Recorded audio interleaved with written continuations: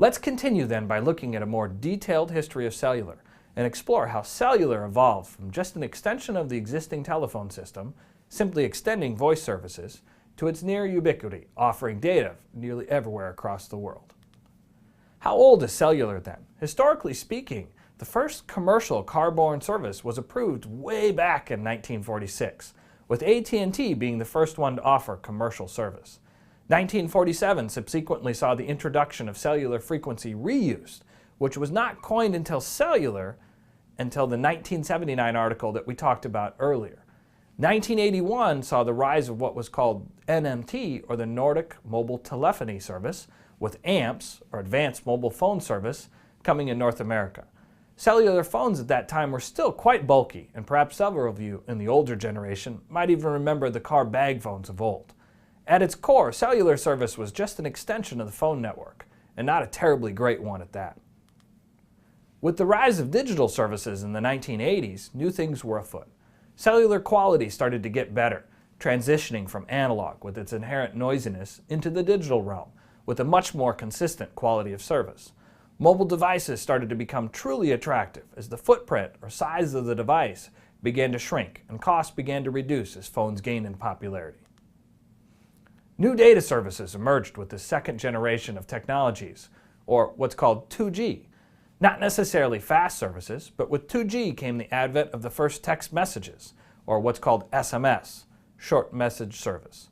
Early 2G systems afforded the blazing fast speed of 9.6 kilobits per second, or roughly 15 minutes to send a picture from your iPhone 5S.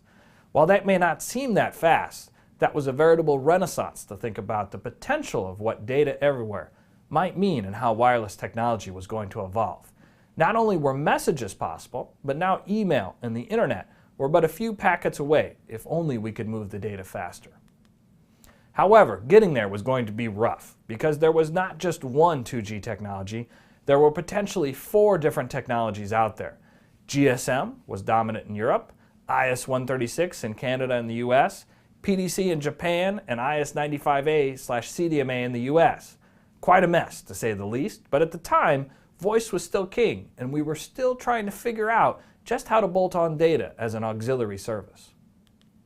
Rather than jumping all into 3G, there was a brief stop off at what we called 2.5G, or 2.5G, with HSC, SD, and GPRS building on GSM, I-mode on PDC, and I-95B CDMA. Is your head spinning yet? You would not be the first to get a bit confused at all the acronyms that we're tossing around. The key parts to remember, though, is that for many of these standards, it took years and lots of manpower, research and development, just to get something that one can deploy. Hence, these splits were actually beginning many years prior and had been potentially even a decade in the making. 3G actually continued that trend, offering faster data, but still a firm split, with GSM growing out of 3 different data technologies, WCDMA, TSCDMA, and eGPRS Edge, and IS-95 turning into CDMA 2000. Long story short, it was basically a major showdown between CDMA 2000, which was Qualcomm in the US, and the rest of the world with GSM. New technologies were eventually bolted on with HSPA, GSM, and EVDO CDMA 2000 for the respective camps, now climbing up into the multi-megabit potential for peak speeds, with those speeds being dubbed 3.5G. Around that time, a new challenger came into the mix under the guise of a technology called WiMAX, trying to bring a best of breed of Wi-Fi and cellular together. Unfortunately, the experiences with WiMAX fell far short despite several high-profile attempts to bring it about.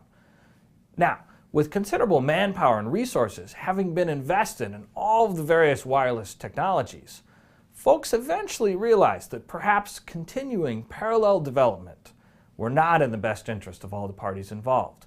Qualcomm eventually elected to not pursue the successor to CDMA 2000 and instead embraced the efforts of the standards body, 3GPP, that had led the GSM efforts.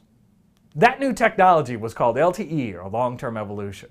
In fact, although we as the consumer frequently just see LTE advertised, there are actually multiple iterations, or what are known as releases, out of the 3GPP standards body.